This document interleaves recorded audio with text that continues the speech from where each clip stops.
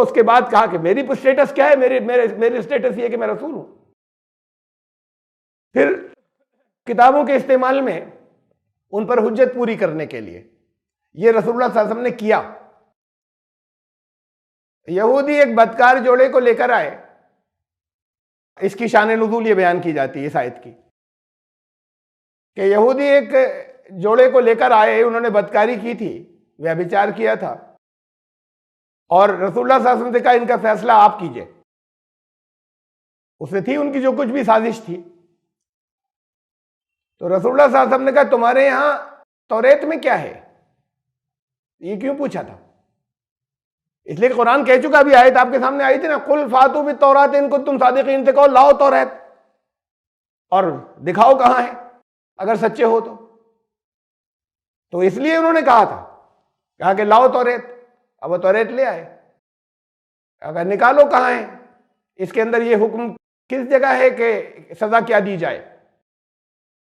انہوں نے نکالا اور نکال کر وہ غلط پڑھنے لگے، لیکن رسول اللہ صلی اللہ علیہ وسلم پڑھ نہیں سکتے تھے، تو انہوں نے غلط پڑھنا شروع کیا۔ وہاں حضرت عبداللہ بن سلام موجود تھے جو یہودی عالم رہ چکے تھے، اس وقت تک یا تو ایمان نہیں لائے تھے اور اندر سے ایمان تھا، یا لا چکے تھے۔ انہوں نے کہا غلط پڑھ رہے ہیں، اور پھر اس کو صحیح پڑھوایا گیا۔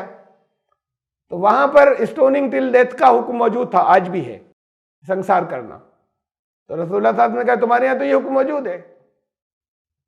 یہ کہا جاتا ہے کہ یہ آیت اس وقت نازل ہوئی، وَكَيْفَ يُحَكِّمُونَكَ وَعِندَهُمُ التَّوْرَاةُ، تمہیں حکم بنانے آئے کیسے جب توریت موجود تھی ان کے پاس، تمہیں جج بنانے کیسے آئے؟ فِيهَا حُکْمُ اللَّهِ، اس میں اللہ کا حکم بھی موجود تھا۔ ثُمَّ يَتَوَلَّوْنَ مِن بَعْدِ ذَلِكَ، جب یہ اس سے پیٹ پھیر رہے ہیں، جب توریت ہے اور اس میں حکم موجود ہے، اس سے پیٹ پھیر رہے ہیں، وَمَا أُولَٰئِكَ بِالْمُؤْمِنِينَ، یہ کسی بھی چیز میں ایمان لانے والے نہیں، یہ اپنی توریت میں بھی ایمان نہیں رکھتے۔ تو خود رسول اللہ صلی اللہ علیہ وسلم نے منگوایا، اور منگوانے کے بعد حجت قائم کی، اور تو یہ انہوں نے استعمال کیا اس طریقے کو۔ اور پھر یہ آیت سورہ مائدہ کی ہے، بڑی اہم آیت ہے، آج پہلے شاید گزر چکی، لیکن یہاں پر پھر دوبارہ اس جگہ اس کنٹیکسٹ کے اندر پھر دوبارہ اس پر غور کرنے کی، تم اہل کتاب سے تم کہو، آپ کو حکم ہے کہ اہل کتاب قل یا اہل کتاب لستم علی شیء، تم نرادار ہو، تم بیس لیس ہو، تم کسی شے پر نہیں ہو، حتی تقیموا التوراۃ والانجیل وما انزل الیکم من ربکم، جب تک تم توریت اور انجیل اور سب کو جو تمہارے رب کی طرف سے نازل ہوئے قائم نہ کرو، اسٹیبلش نہ کرو، تم بیس لیس ہو، تمہارے کوئی آدھار نہیں ہے، کوئی بنیاد نہیں ہے، تم کسی شے پر نہیں ہو۔ تو قرآن ہم سے کہہ رہا ہے کہ تم اسے قائم کرو، ان کتابوں کو ہم ان سے یہ کہیں بجائے اس کے کہ ہم یہ کہ ہمارا تصور یہ کہ ہم ان سے کہیں اب اسے چھوڑ کے صرف قرآن پر آ جاؤ۔ اور یہ بالکل آخر کے حصے میں نازل ہونے والی آیات میں سے، کوئی یہ بھی نہیں کہہ سکتا کہ منسوخ ہو گئی تھی، بعض جو منسوخی کو مانتے ہیں یہ آیت منسوخ ہو گئی تھی، یہ منسوخ بھی نہیں ہو سکتی، کینسل بھی نہیں ہو سکتی۔ تو یہ بات صرف اس جگہ تک نہیں ہے کہ اجازت ہے، بلکہ اس سے آگے کی حکم ہے بہت سے موقعوں کے اوپر کہ تمہیں ہی کہنا ہے، ہمیں جا کر کہنا ہے، ان کتابوں کا استعمال کرنا ہے۔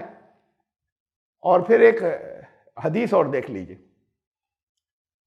اس کا شروع کا حصہ یہ ہے کہ نبی اکرم صلی اللہ علیہ وسلم، لمبی طویل حدیث ہے، میں نے ریلیونٹ ورڈز یہاں پر لیے ہیں ابھی لا رہا ہوں میں۔ رسول اللہ صلی اللہ علیہ وسلم نے ایک دن سوال کیا صحابہ سے کہ میرے اوپر ایمان لانے کے حساب سے سب سے عجیب اور اونچے درجے کا ایمان تمام مخلوقات میں، ساری کریشن میں کس کا ہے؟ تو صحابہ نے سوچا اور انہوں نے بہت ہی آسانی سے جلدی سے جواب دے دیا کہ ملائکہ، فرشتوں کا ایمان۔ تو رسول اللہ صلی اللہ علیہ وسلم نے کہا فرشتوں کے ایمان میں تعجب کی کوئی بات نہیں، ان کا ایمان اونچے درجے کا ہے، لیکن تعجب کی کوئی بات نہیں، اس لیے کہ وہ تو اب ایک تو یہ کہ ان کو اجازت ہی نہیں ہے نافرمانی کی، کیپیبلٹی ہی نہیں ہے، یوگیتا ہی نہیں ہے، دوسرے وہ اپنے پروردگار کے پاس رہتے ہیں، وہ ایمان کیسے نہیں لاتے؟ اب انہوں نے دوبارہ سوچا، حضور صلی اللہ علیہ وسلم پہ ایمان لانے کے اعتبار سے سب سے اونچا درجے کے بھی اور عجیب و غریب بھی، حیرت انگیز کون سی قوم ہے تمام مخلوقات میں، کون سے گروہ ہے؟ تو پھر اس کے بعد انہوں نے کہا کہ انبیاء کا گروہ، وہ لوگ جو نبی تھے۔ تو رسول اللہ صلی اللہ علیہ وسلم نے کہا کہ ان پر ان کے رب کی طرف سے وحی آتی ہے، ان کے ایمان میں عجیب کچھ نہیں ہے، ان کے رب کی وحی نازل ہوتی ہے ان پر، ان کا ایمان اونچے درجے کا ہے، لیکن اس میں عجیب کچھ نہیں، وہ ایمان لاتے کیسے نہیں؟ انہیں تو ایمان لانا تھا۔ اب ظاہر بات ہے کہ نبیوں کے بعد کس کا نمبر آتا ہے؟ تو تیسرے نمبر پر انہوں نے اپنے آپ کو رکھا، فنحن یا رسول اللہ، اللہ کے رسول ہم لوگ ہیں۔ تو فرمایا کہ تمہارے ایمان میں بھی کچھ بھی عجیب نہیں، میں تمہارے بیچ موجود ہوں۔ عجیب تو وہ ہیں جو میرے موجود ہونے کے بعد بھی ایمان نہیں لا رہے، عجیب وہ ہیں، وہ عجیب نہیں ہے ان کا کہ جو میں ان کے درمیان موجود ہوں ایمان لے آئے۔ تمہارے ایمان میں کچھ بھی عجیب نہیں ہے، تمہیں تو ایمان لانا ہی چاہیے تھا، تم ایمان وما لکم لا تؤمنون، تم ایمان کیسے نہیں لاتے؟ اب جواب ختم ہو گئے، وہ خاموش ہو گئے صحابہ۔ تو رسول اللہ صلی اللہ علیہ وسلم نے فرمایا، یہ ہیں ریلیونٹ الفاظ، ان عجب الخلق الی ایمانا لقوم یکونون من بعدی، تمام مخلوقات میں، بے شک تمام مخلوقات میں میرے اوپر ایمان لانے کے حساب سے جو ہوں گے وہ ایک گروہ ہوگا، لقوم لازمن ایک گروہ ہوگا، یکونون من بعدی، وہ لوگ میرے بعد آئیں گے، یہ تمہاری بات نہیں ہو رہی، اور بعد میں آنے والے ہیں، یجدون صحفا، وہ کچھ اسکرپچرز، کچھ گرنتھ پائیں گے، کچھ صحیفے پائیں گے۔ اب کوئی نازل تو ہوگا نہیں، بعد میں آنے والے، حضور صلی اللہ علیہ وسلم کے دور کے بعد میں آنے والے، تو کوئی اللہ کی طرف سے کوئی نئی کتاب نازل نہیں ہوگی، وہ کوئی صحائف پائیں گے، اسکرپچرز تو پائیں گے، کہ مطلب ری ڈسکور کریں گے، پہلے اس سے کٹے ہوں گے وہ لوگ ہوں گے، اب انہوں نے ری ڈسکور کیا کہ یہ تو اس میں تو اللہ کا کلام ہے، یہ اللہ کا کلام ہے۔ فیہا کتاب، ان صحائف میں انہیں کتاب نظر آئے گی۔ کتاب کیا ہے؟ ذالک الکتاب لا ریب فیہ، کتاب قرآن، اس کے اندر قرآن کی تعلیمات، انہیں قرآن نظر آئے گا کہ یہ تو اس میں تو وہ ہے جو قرآن کہتا ہے۔ یؤمنون بما فیہا، وہ اس راستے سے آئیں گے، وہ پہلے اس میں ایمان لائیں گے جو کچھ وہ کہہ رہی ہے، اور پھر وہ قرآن، پھر وہ میرے اوپر ایمان لائیں گے۔ اس لیے عجیب و غریب ہوں گے وہ، ان کا ایمان عجیب ہوگا کہ ڈائریکٹ نہیں مانیں گے۔ ایسی بھی ایک قوم ہے جس کے بارے میں رسول اللہ صلی اللہ علیہ وسلم نے یہ کہا کہ وہ ایمان ہی ایسے لائیں گے، پوری قوم، الگ الگ افراد کی بات نہیں ہو رہی۔ تو پھر یہ بہت سے استعمال ہو گئے حجت پوری کرنے کے لیے، دعوت دینے کے لیے۔ ایک قوم تو ایسی ہے جو ایمان ہی اس راستے سے، جب پوری قوم کا کنورژن ہوگا ایمان ہی اس راستے سے لائے گی۔ حضرت سلمان فارسی ایسے ہی ایمان لائے تھے، انجیل میں نبی اکرم صلی اللہ علیہ وسلم کی پیشین گوئیاں دیکھنے کے بعد، اس دور میں بھی وہ ایک شخص تھے، یہاں قوم کی بات ہو رہی ہے۔ یہ ساری چیزیں ہیں، یہ ساری ضرورتیں ہیں جس کے لیے استعمال کی صرف اجازت نہیں بلکہ کہا گیا کہ کرو، پچھلی کتابوں کو استعمال۔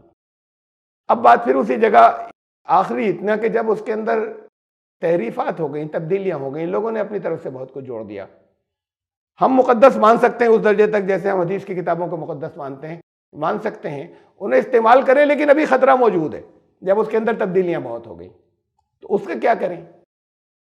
اور قائم کرنے کا مطلب کیا ہے کہ ان کتابوں کو ہم سے کہا گیا قائم کرو، قائم کرنے کا مطلب ان کی اصل تعلیمات کو مانو، اس میں جتنی گڑبڑ ہے اسے ہٹاؤ، اس کی اصل تعلیمات کو مانو۔ تو اب یہ کیسے طے ہوگا؟ قرآن نے اس بات کو واضح کر دیا کہ اس کی کسوٹی خود قرآن ہوگا، اس کا معیار تمہیں استعمال کرنا ہوگا، لیکن معیار کسوٹی قرآن ہوگا۔ وَأَنزَلْنَا إِلَيْكَ الْكِتَابَ بِالْحَقِّ مُصَدِّقًا لِمَا بَيْنَ يَدَيْهِ مِنَ الْكِتَابِ وَمُهَيْمِنًا عَلَيْهِ، کہ ہم نے تمہاری طرف ایک کتاب حق کے ساتھ نازل فرمائی، تو جو پچھلی کتابیں آئی تھیں ان کی وہ تصدیق کرنے والی ہے، ان کی ویریفائی کرتی ہے، ان کی پشٹی کرتی ہے۔ بڑی اہم بات ہے، قرآن نے پورے قرآن کے اندر پچھلی کتابوں سے تصدیق، ویریفیکیشن، پشٹی کا رشتہ جوڑا ہے، ان سے ٹکراؤ کا رشتہ نہیں جوڑا ہے پچھلی کتابوں سے۔ یہ یونیورسلزم ہے، بہت اہم بات ہے۔ بہت سی جگہ پر یہ بات واضح طور پر فرمائی کہ قرآن اس سے پہلے کی تصدیق کرتا ہے۔ تو تصدیق کا صرف یہ مطلب نہیں کہ کتابیں آئی تھیں اللہ کی طرف سے، اور قرآن اس سے پہلے کہ قرآن نے ان سے منسوخی کا رشتہ نہیں جوڑا ہے، قرآن نے ان سے ویریفیکیشن کا رشتہ جوڑا ہے۔ ہم سب کو لے سکیں ساتھ میں کہ آؤ ہم اس میں ایمان رکھتے ہیں۔ جب وہ آئیں گے تو اس میں پہلی چیز جو ابھی گزری، اس میں کم از کم جتنا کامن ہے آؤ اسے تو لے کر چلیں، جو مشترک ہے، اور ہم دکھا سکیں کہ یہ ہے مشترک، ہمارا مطالعہ ہو تو آؤ اسے لے کر چلیں۔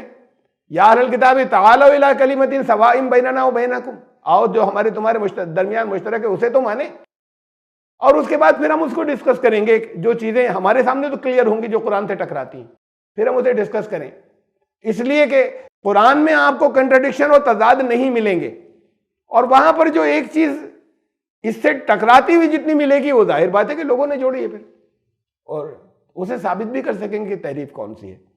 وہ مہیمن علیہ، قرآن ان کے اوپر نگرانی کرنے والا ہے، مہیمن ہے، کسوٹی ہے اس بات کی کہ اس میں کتنا صحیح اور کتنا غلط ہے.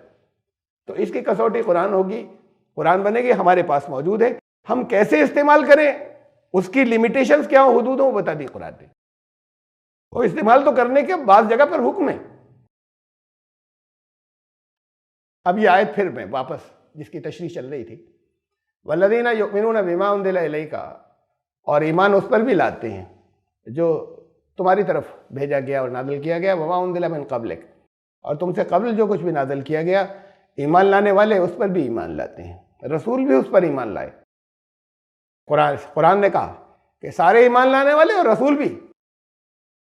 آمن الرسول بما انزل الیک والمؤمنون، رسول بھی ایمان لائے اور پچھلی کتابوں میں، اور سارے ایمان لانے والے بھی ایمان لائے. کا جو پہلے وبالآخرۃ ہم یوقنون، آخر میں پورا یقین رکھتے ہیں. اب یہ جو تمہاری طرف جو بھیجی گئی اور پچھلی بار، اس کی تفصیل یہ ہے کہ ہم یہ ایمان رکھتے ہیں کہ ان کتابوں میں آج بھی حق موجود ہے، ان میں ملاوٹیں ہو گئیں، ان کتابوں کو آج بھی ہم استعمال کریں گے، اس میں اتنا حصہ سچ ہے جتنا حصہ قرآن سے جتنے کی تصدیق ہوتی ہے. اس میں ان ساری کتابوں میں جو اللہ کی طرف سے آئیں، توحید کی اللہ نے حفاظت فرمائی ہے، اسے ہٹنے نہیں دیا، اسے غائب نہیں ہونے دیا. یہ تو لفظوں میں کہا ہے، صاف لفظوں میں قرآن نے. لیکن یہ بھی حقیقت ہے کہ آخری رسول کی جتنی خبریں ہیں، جتنی پچھلی کتابیں ہیں، ان کے اندر ہٹا سکتے تھے نا، غائب کر سکتے تھے، نہیں کر سکے غائب. اس کی بھی حفاظت کی اللہ نے. ایمانیات والے جتنے حصے، ان سب کی حفاظت کی ہے کہ وہ غائب نہیں ہوں گے، چاہے چیزیں جوڑ دیں، کتنی ہی چیزیں ہٹا دیں اور غائب کر دیں، اس کی حفاظت کی گئی کہ اسے غائب نہیں ہونے دیا.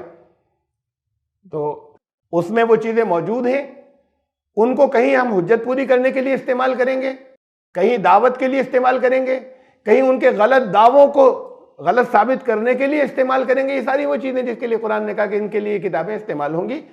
تو ہم ان کے ان سارے حصوں کے اندر ایمان رکھتے ہیں. نہ صرف ایمان رکھتے ہیں بلکہ ہم ان سے کہیں گے کہ اپنی کتابوں کو قائم کرو، یعنی اس کی صحیح تعلیمات کو مانو. ہم بھی مانتے ہیں، تم بھی مانو. اور وہ حصے ہیں جو ایمانیات سے متعلق ہیں. شریعت والا حصہ جو ہے وہ بدلتا رہا.